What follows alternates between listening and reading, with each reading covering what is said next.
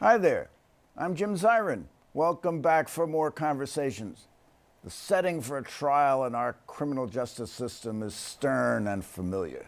The evidence is in, the lawyers make their closing arguments, the judge charges the jury on the law, the jury deliberates, and in most cases returns a verdict of guilty. Then on appeal, the conviction is affirmed. The defendant is carted off to jail, maybe even to death row, but is it over? Often there are lingering questions. Did the defendant really do it? Is he perhaps innocent in fact, the victim of a horrific miscarriage of justice? There is a team of lawyers and investigators who did not forget the convicted. They labor in appropriate cases to establish innocence, largely by scientific DNA testing, where such evidence may be relevant. These are the men and women of the Innocence Project, a nonprofit organization that in its 26-year history has exonerated 362 people in the United States, including 20 who served time on death row, means they were sentenced to death. These people have typically served many years in prison for crimes they did not commit. With us to explain her work is the brilliant advocate Nina Morrison, staff attorney for the Innocence Project and longtime crusader for the innocent wrongfully imprisoned by our justice system. We're pleased to welcome Nina to this table. Nina, I know. How long have you been doing this? I have been at the Innocence Project for 17 years. 17 years. Now, wow, you could be a top partner in a top New York litigation firm making millions of dollars. Why are you doing what you're doing? Oh, I don't know. I was never very good at making money, and I love what I do. I have a wonderful job, and I come from a public service family, and this was sort of always the path I knew I would be on. I got a scholarship to law school designated for people who wanted to go into public service, so I made a commitment very early that this was the path I was going to take. And you haven't deviated? Nope, I have not yet. Now, our criminal justice system is said to be the envy of the world. How is it that innocent people wind up in jail and wind up on death row? That's not supposed to happen. It's not, and we know a lot more today than we ever thought possible, thanks in part to DNA evidence, but not entirely through DNA, about how often and how egregiously the system gets it wrong. So far to date, since 1989, there have been 362 people exonerated through DNA evidence after conviction. Some of them were sent to death row, some of them were serving life sentences or long sentences, and there have been thousands more exonerated through other means, witnesses that come forward, alibis that get discovered, other kinds of forensic evidence. And we have seen this happen in staggering numbers, and also in cases, thanks to DNA, where everyone recognizes that a grievous mistake was made. So the question is not just, are there innocent people in prison, but how does this keep happening and what can we do about it? So are all of your cases exclusively DNA type cases? Not anymore. When the Innocence Project was founded in 1992, the co-founders Barry Scheck and Peter Neufeld started it as a way to try to use DNA evidence to exonerate people who said they were innocent and were sitting in prison. They had both been public defenders, both had a little bit of a flair for science in the courtroom and an ability to explain it to juries, and were contacted by some lawyers who thought they had an innocent person in prison who had been wrongly convicted in a rape case, had an alibi. He was in a church basement with many family members when the rape occurred, but got convicted based on what appeared to be a misidentification. And they took this case, were able to use DNA to clear this man, and said, wow, this seems like a really powerful tool. If anybody else has a case where they think that DNA evidence could help them, write us a letter. We teach at Cardozo Law School, and by the time I got there in 2002, the letters were spilling out of mail bins in the hallways. We had a staff, small staff just dedicated to trying to screen the cases. And now we take cases in the front door that involve DNA evidence, but we and our colleagues are also starting to take a number of cases that don't involve DNA. I've also had a lot of cases that start off as a DNA case. It might be a rape case or a murder case where we think we can test a knife or test something that was used in the crime, maybe some evidence from the rape. That evidence is either gone or it's destroyed to the point where a test isn't possible. But at that point, if I've been representing the client for 5 years, I've gotten to know them and their family, sometimes along the way, I will discover evidence of their innocence through investigation, sometimes through chance, and we don't want to just leave those people behind, so we will sometimes keep the case open. And the most common route that takes is that we find evidence hidden in the files of police or prosecutors that is very favorable to the convicted person and sometimes actually proves their innocence. An eyewitness statement that was suppressed, alibi information, and when we're able to get access to those files, that can be the key to crack open the case. Now, in some of your cases, has the defendant pleaded guilty? Yes, a number. Why does someone plead More than guilty? 10% of the DNA exonerations. 10%? Yeah, So yeah. why does someone plead guilty to a crime they didn't commit? So the reasons for that are complicated, but also kind of simple. There is something in the United States, really in many ways unique to the US, called the trial penalty, which is that if you go to trial and lose, the courts often are empowered and do give you a much greater sentence. We're talking many times the sentence than if you take a plea to that charge or to a lesser charge. So someone might be facing, say, an armed robbery count, and they might be facing 15 to 20 years in prison. But the prosecutor says, you know, if you plead to attempted robbery or to possession of stolen property, you know, we're overloaded, the courts are backed up many months, I've got other more serious cases to take to trial, I'll give you 6 months, I'll give you a year. That is a very hard thing to turn down. I mean, imagine I'm a parent of an 11-year-old. If I had a young child and I was facing 10, 20 years in prison, you might miss their whole childhood. Somebody says you can do 6 months and go home. Horrible though that is, at least you know you'll be there when they not just graduate from high school, but even when they enter the next grade.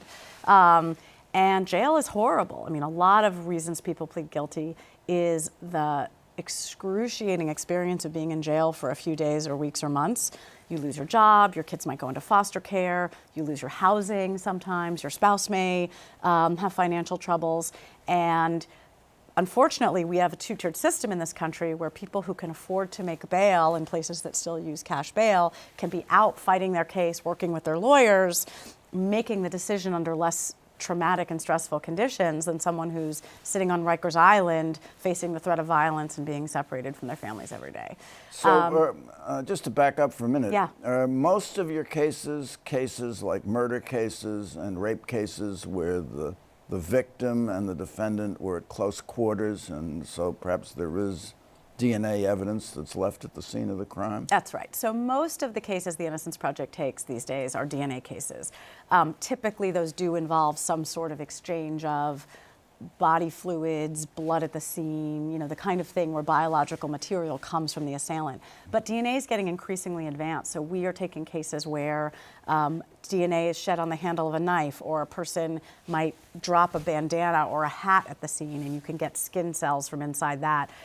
That is true in robbery cases. I had a client who was exonerated about 8-10 years ago who had been convicted of a carjacking, and the perpetrator and the victim in the parking garage had struggled over a screwdriver that he was wielding, and he had cut himself, got in the car, drove away. In her car, the car was found abandoned a few days later, and there was blood on the driver's side door and a little bit on the dashboard. We tested it, and it turned out not to be from the client, and we got a match to somebody else in the DNA database. So we're using DNA in a lot of these cases. But the important thing to remember is that the same problems that cause wrongful convictions in serious cases like rape and murder can also cause them in more minor cases. So an eyewitness can make a mistake in a rape case or a murder case. They can absolutely make a mistake in a convenience store robbery or when somebody grabs a purse and runs, especially when they're seeing mugshots. You know, the procedures that are used are just as vulnerable. So the lessons that we learn from these serious cases are ones that translate all the way down the pipeline. Well, that was an issue, misidentification in a case of possible sexual assault that came up in the Kavanaugh confirmation hearings. Jeffrey Toobin said, I've never been sexually assaulted, but if I were, I'd remember who did it. But do you find that there are people who are sexually assaulted who made a misidentification of someone with whom they were at very close quarters? So absolutely at close quarters. I think the difference between what people were talking about in the Kavanaugh hearings and what typically happens in our cases is the difference between your ability to identify someone that you know very well, and especially with whom you've interacted, say, at a party or in a social setting or in school for some period of time, that is much less vulnerable to misidentification, far less than a stranger. There's a lot that's been studied on it. We have a lot of information on our website about it. A lot of courts have started to write about this when they've been supervising the process through which identifications come in. But the very short and simple explanation is that memory is malleable like anything else. It's prone to great error. Our brains encode information in ways that we're just really starting to understand. But when you are the victim of a traumatic experience, your ability to accurately recall the details of someone's face and identify them later can get compromised through no fault of your own, unconscious processes. If you're the victim of a robbery and someone's pointing a gun at your face, there's a phenomenon called weapons focus, where you are looking at the gun, understandably, because you are terrified it's going to go off, and that is going to be the moment when your life might end. You're the victim of a rape, your mind is going through all kinds of horrible things. You may think that you could never, ever in a million years forget or mistake the face of the person who did this to you because it's seared into your memory, seared in there. But what is seared in may be inaccurate. You had a case like that, didn't yeah, you? we've had many of them. You know, eyewitness Didn't you have misidentification. one where the victim identified someone and then turned out it was a misidentification? We've had more than one. We've had literally dozens. It is actually, eyewitness misidentification is the single leading documented cause of wrongful conviction in DNA cases so far. There's a wonderful woman who's a friend of mine named Jennifer Thompson, who herself was a survivor of a brutal rape, misidentified the person who raped her when she was a college student, only found out 10 years later she had identified the wrong person thanks to DNA, and actually missed the identification of the correct person. She had seen him at some other point and said, I'd never seen that man in my life.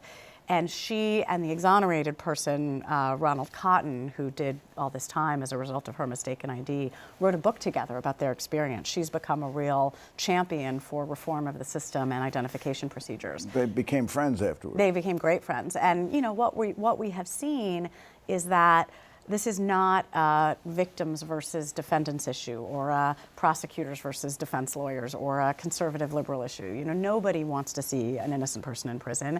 And it's a public safety issue, because when an innocent person is wrongly convicted of a crime, very often the person who actually committed the crime, by definition, will escape justice, but sometimes is a threat to others. But you've had cases of prosecutorial misconduct, haven't you? We where have. They're either deliberate or inadvertent, where exculpatory evidence or helpful evidence was withheld from the defense? Yes, we've had a number of them, of all kinds. We've had kinds where prosecutors were not made aware of information that was in the police files. Those aren't prosecutorial misconduct cases. Sometimes there is negligence in getting all of the evidence that you need to turn over.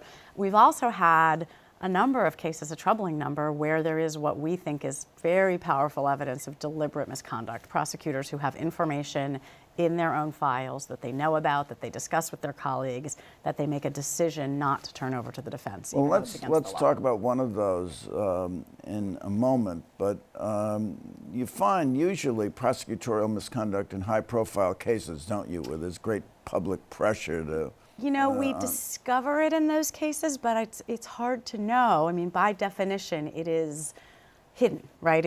Especially when you're talking about suppressing exculpatory evidence. If somebody shreds a document, buries it, doesn't put it in the file, a witness tells them, I don't really remember this the way I told the police, or I framed the guy because I was mad at him for taking, you know, my stuff or stealing my girlfriend or whatever it is, and they don't disclose the information, oftentimes I will never find out about it. The lawyers will never find out about it. In high-profile cases, we get more attention to it when we clear the person.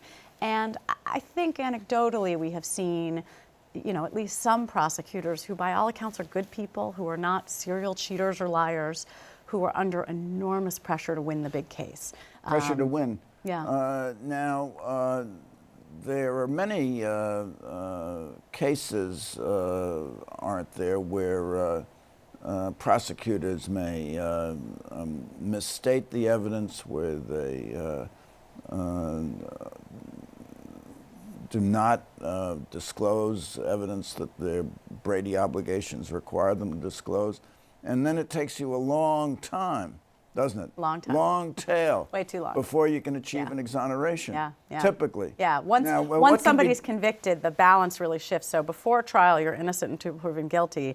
As soon as you are found guilty, the burden is on you to get back into court and get the evidence to clear you, and it can be an enormous hurdle. Well, let's talk about some of those cases. Lawyers always like to talk about the cases they won, and each of these cases involved a long time that an innocent person was in prison. Tell us about the case of Michael Morton, the Texas case. So Michael Morton was one of our most extraordinary cases. They're all extraordinary in their own way. I mean, every single one is a tragedy and in some sense a wonder that the person persisted and got freed. Michael's case was a tragedy on many levels because he was a client of mine who was wrongly convicted of killing his own wife. His wife was murdered by a serial assailant. Now, by the way, he was a white college-educated defendant. He was a white college-educated defendant. Not the only one we've had, but certainly it's Do you in the find minority. most of your clients are men of color who are not so well educated? We have a mix of clients. Really, wrongful convictions can touch anyone at any time. We've had clients who were very well educated and had some money, but by and large, our clients are low income. We have seen disproportionate representation among people of color in the pool of exonerees, meaning their numbers are greater. African American and Latino defendants represent a greater share of exonerees, not just than their representation in the population as a whole, but even among the prison population. So even if you assume that some percentage of people in prison are guilty of the crimes, or that African Americans are targeted and prosecuted for crime at a disproportionate rate, we are seeing African Americans and Latinos exonerated at a greater rate than whites and to some extent Asians. Although that's Okay, so back to Michael Morton. What happened to him? So Michael's case got a lot of attention in part because he was white and college educated, and in part because of the human tragedy that it represented on many levels. The first level is that he was wrongly convicted and spent a quarter century in prison for a crime he didn't commit. During that time, his 3-year-old son, his only child, went into the custody of his wife's relatives who believed that Michael was the killer. This is a Texas case. It's a Texas case. He was a suburban dad and father managing a supermarket, living the American dream, picket fence around the house, literally. His wife was also working in an insurance company. They had a good, happy, fun, equal marriage. Had one child who had been very sick when he was little. He was finally, had a heart condition, finally getting better. And one morning tragedy strikes. Michael goes to work very early and his wife is murdered, literally bludgeoned to death by an assailant in their bed. And his son was seen by a neighbor wandering around in the yard and taken in by the neighbor, goes inside, and they discover the body. Now, Michael served 25 years in prison. 25 years and lost custody of his child. His child was raised being told, your dad killed your mom. So Michael and his parents and a few friends were the only ones who stood by him and believed he was innocent. But the other person who believed him was his trial lawyer, Bill Allison, who called us and said, this is the case that keeps me up at night. I've never been able to forget it. Can you take a look? We were able to clear Michael through something of a small miracle. His wife's killer dropped a bloody bandana, a bandana stained with the victim's blood, literally evil Cinderella style, on his way down the block back to his vehicle. And through sheer luck and happenstance and what can only be called a miracle, Michael's brother-in-law, when walking around the neighborhood looking for clues, found something that the police didn't pick up, which was this bandana. Nobody tested it with DNA at the time. DNA in that advanced form wasn't available. And 20 plus years later, it was still sitting on a shelf in the sheriff's department. How long does DNA last? It can last for decades. And advanced technology is really good at getting tiny amounts of material. We couldn't get that bandana tested for 5 years. We were in court over the DA's objection. They said, like many of our clients, they said, he's guilty, this is a waste of time, this is a prisoner abusing the system, it's not going to show anything. They were afraid of the truth. Finally, we got an appeals court to order the testing, and when we got it, we hit a home run. It not only cleared Michael, it showed Christine's blood on the bandana, another man's DNA on the other side, but when we ran it in what's called the National DNA Database, CODIS, we got a hit to a man who it turned out had committed another murder of another young wife and mother in the county next door. We were able to solve 2 crimes at once. That murder had also been unsolved. So the tragedy was not just Michael's wrongful conviction, he was also a murder victim's family member, and because of the botched investigation in Michael's case, 2 years after he went to prison, another family lost their spouse, their mother.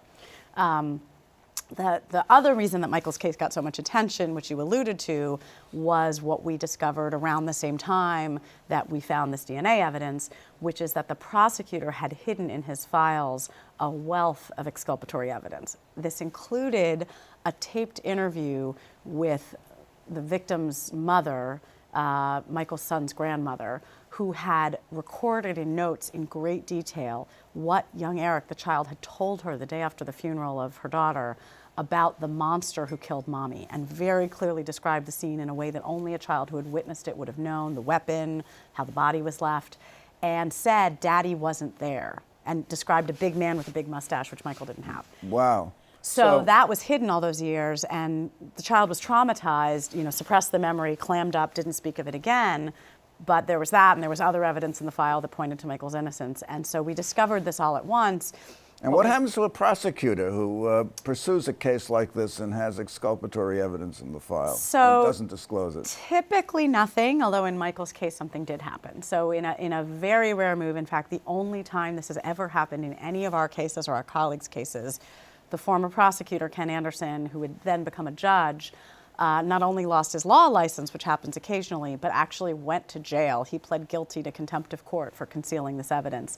He only went to jail for 4 days, but it was quite symbolic. I mean, his photo in an orange jumpsuit was on the front page of the Austin American-Statesman, the big newspaper in the region, and it sent a real message to prosecutors throughout the state that if you break the law, there will be personal consequences as well as professional ones. The other big thing that came out of it is that Texas took admirable strides to prevent what happened to Michael from happening again. So they changed the rules about what's called discovery, defendants' right to see evidence in the state's file. And that was called the Michael Morton Act. It's called the Michael Morton Act. Okay, so let's just move on to another client. Are you in favor of capital punishment? I am personally opposed to the death penalty. I actually got my start in criminal justice representing death row inmates. Before I was a lawyer, I was an investigator working for lawyers as a young college graduate.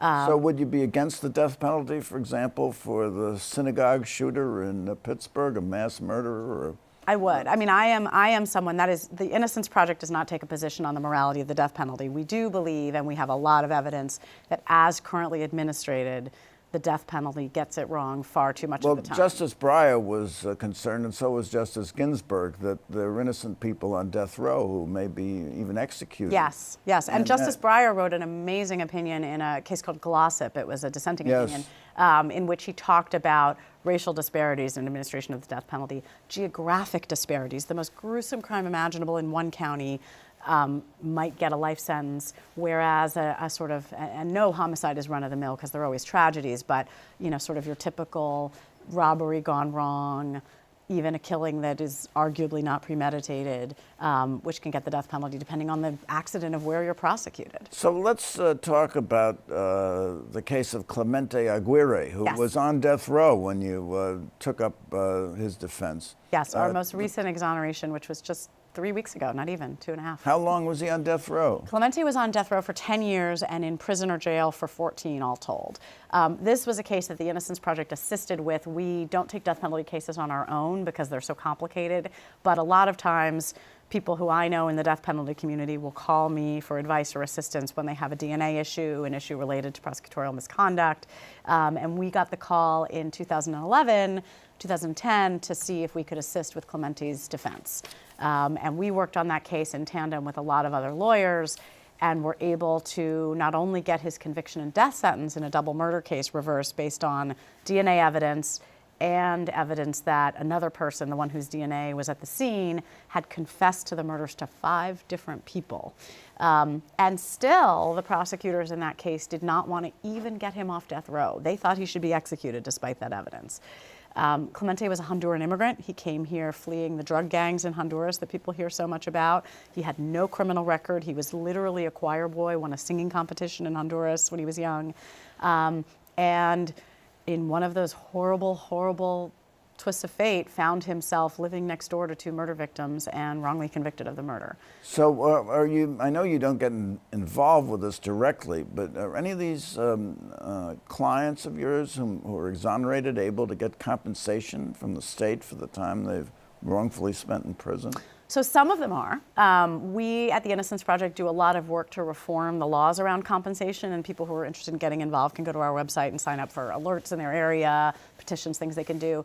But not all states provide compensation, and some provide it under very restrictive conditions. They'll cap the amount at $10,000 a year for every year you're in prison. I don't know about you, but you couldn't even pay me $10,000 a year to sweep the subways, right? Or much less a day in prison. I wouldn't do a week for 10 grand. Okay, so I have a question for you, Nina Morrison. Yes. This has really been wonderful. Yes. Do you have an estimate or a guesstimate as to how many innocent human beings are incarcerated in our prison system as we speak? I don't. I mean, it is. We know that the people we've exonerated are the tip of the iceberg. We know that the justice system gets it wrong far too much for any of us to sleep at night, at least regularly sleep at night. I sleep sometimes. But if you assume that in a prison population, which is currently over 2 million, that 1% of the people are innocent, which I think is a vast underestimate given what we know about the system's flaws. That's 20,000 people. So if it's 5%, it's 100,000. No shortage of clients for No you. shortage of clients. We actually have a whole staff that is dedicated just to reviewing and evaluating requests for legal assistance. So the amount of work it takes to get just to the top of our pyramid where they get a lawyer is enormous. And we're very grateful and lucky that we're able to do the work. Nina Morrison, you're doing God's work. Thank you so much for coming by. Great to talk with you always. And thank you for coming by. Tune in next week for more conversations. I'm Jim Zirin. Take care and all the best.